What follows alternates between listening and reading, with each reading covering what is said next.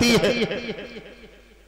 भगवान विष्णु कहने लगे, देवराज इंद्र, हमारे एक भक्त की सांसों में सभी भक्तों की सांस है, तुम चिंता मत करो, मैं अपने बेटा को दर्शन देने के लिए जा रहा हूं। उसी समय भगवान विष्णु ध्रुव के पास में पहुंचे, अपने खड़ाउओं की खिटखिट की आवाज की।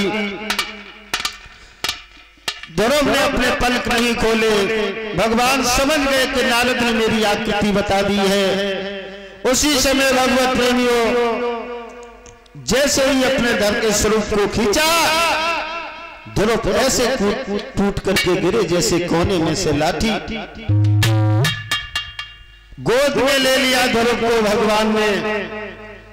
ध्रुव कहने लगे, बबला तुमने मैया की सुध क्यों नहीं ली? भगवान कहने लगे, बेटा ध्रुव, अगर हम तुम्हारी मैया की सुध लेते तो तुम जंगल में भजन करने के लिए नहीं आते। और ये बात बिल्कुल सत्य है भगवत प्रेमियों।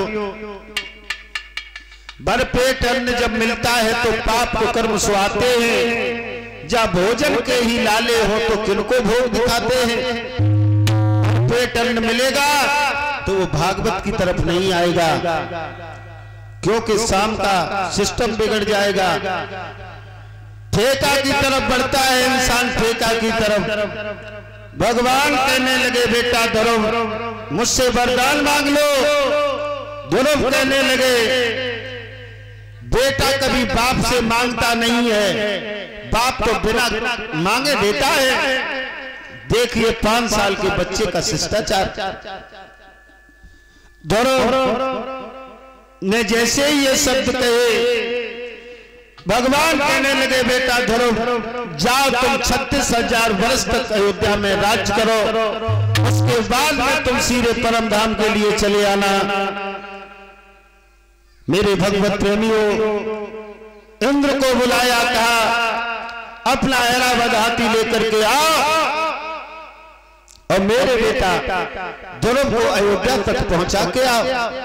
भगवान ने अपने हाथों से ध्रुव को हाथी के हौदा में बैठाला। ध्रुव चल लिए अयोध्या के लिए। देखा है पिता तुल बुजुर्ग पैदल जा रहे हैं, मैं हाथी पे जाऊंगा। देखिए 5 साल के बच्चे का शिष्टाचार, आज के 20 साल के जवान का शिष्टाचार क्या है? अगर 7 साल का बुड्ढा अगर राम राम कर ले तो आज का नौजवान अपने बुड्ढा देखता है कि बाव हम कुछ लगन लगे, लोग हमें राम राम करने लगे।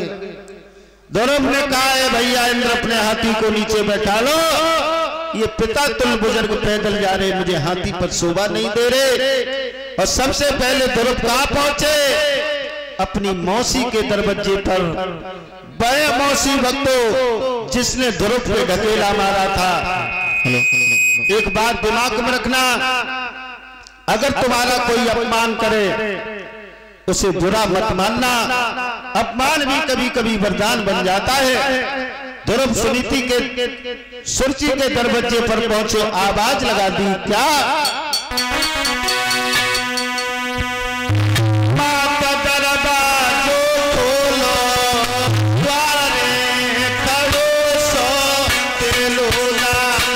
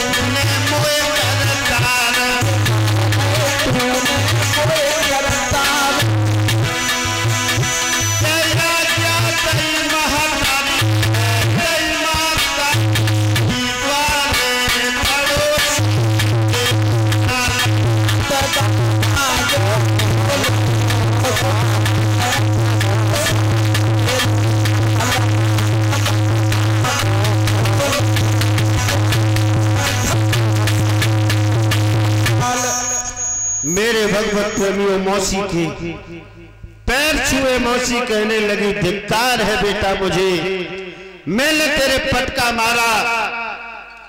ध्रुव कहने लगे मैया तेरे एक पटका ने मेरे सारे जीवन को खटका निकाल दो।